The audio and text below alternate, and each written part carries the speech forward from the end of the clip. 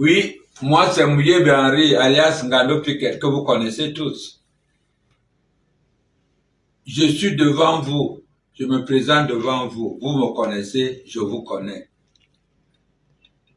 Je voudrais vous dire que, en ce jour d'aujourd'hui, tout ces temps-ci, je suis devenu un homme nouveau. Je ne suis plus celui que vous connaissez. Celui qui faisait de n'importe quoi. J'ai un père spirituel maintenant. Je me suis consacré à Dieu. Je me suis mis au bon Dieu. Je ne voudrais pas que certaines personnes croient que, comme vous dites, vous avez souvent tendance à dire, c'est le schéma. C'est pas le schéma. C'est Ngando Piquet qui vous parle. Je vous parle de ce qui sort dans mon plus profond, le plus profond de moi, Ngando Piquet. Je voudrais vous dire ici que, aujourd'hui, où je suis, vous voyez, je me suis mis à genoux devant vous pour vous demander pardon. Mon pardon vient du fond de mon cœur. Vous dire que votre enfant que je suis a fauté.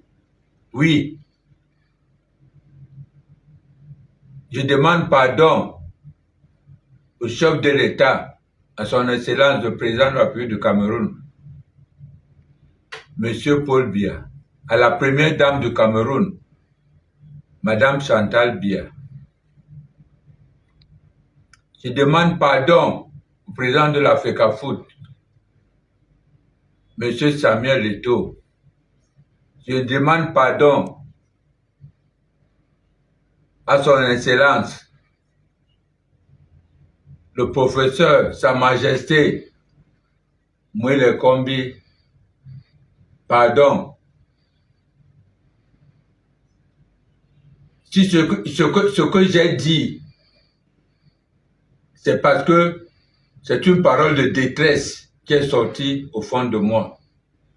Mais comme je l'ai dit avant, tout ça c'était le passé. Je vis au présent maintenant.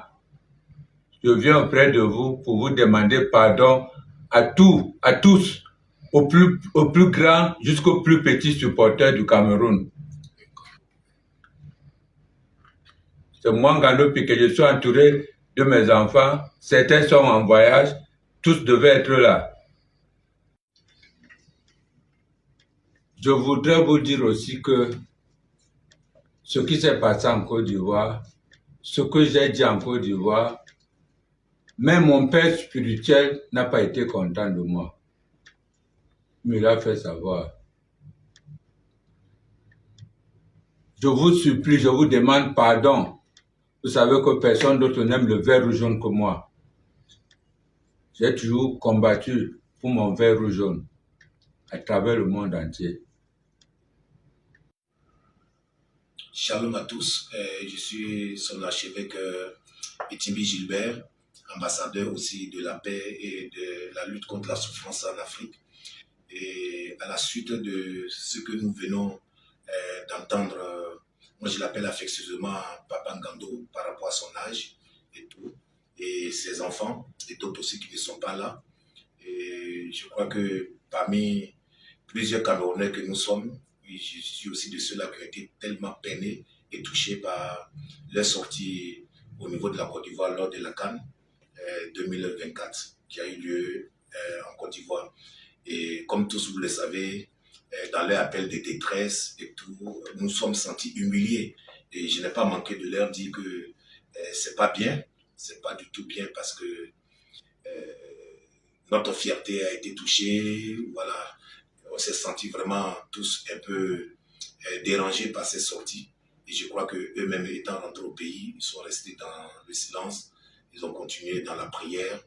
Voilà, ils ont demandé, papa, il faut nous suivre spirituellement. Nous avons besoin vraiment de conseils. Et je nécessite de leur prodiguer des conseils pour dire que plus jamais ils vont avoir ces genres de sorties parce qu'il y a des voies et moyens pour trouver ces genres de solutions à certains problèmes. Donc je crois qu'il n'y a pas de nouvelle naissance sans repentance.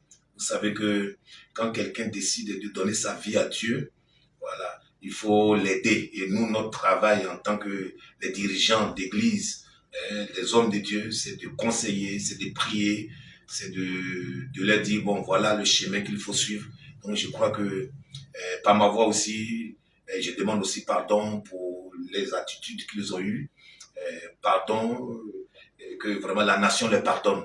Parce que qu'on ne retienne pas seulement les erreurs venant d'eux, qu'on retienne aussi le bon côté qui les anime.